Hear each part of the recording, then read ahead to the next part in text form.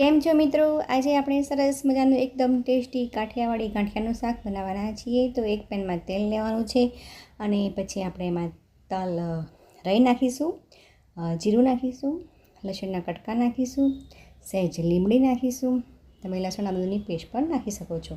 પછી લીલા મરચાંના કટકા અને કાંદા મેં છીણીને નાખેલા છે અને સહેજ હિંગ અને હળદર નાખી અને સરસ મજાનું સાંતળી દેવાનું છે.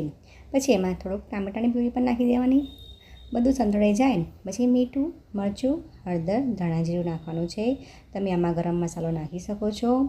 ત્યાર પછી થોડી વાર ચડવા દેવાનું છે. આવી રીતે તેલ ઉપર આવી જાય એટલે આપણે એમાં એક વાટકી દહીં અને થોડી ખાંડ નાખીને પાછું આપણે સરસ મજાનું ચડવા દેવાનું છે. ત્યારબાદ સરસ મજાના ગાંઠિયા નાખી દેવાના છે અને થોડુંક પાણી નાખીને સેજ ઢીલું કરવા દેવાનું છે અને સરસ મજાનું ગરમા ગરમ કાઠિયાવાડી ગાંઠિયાનું શાક તમે ભાખરીને છાશને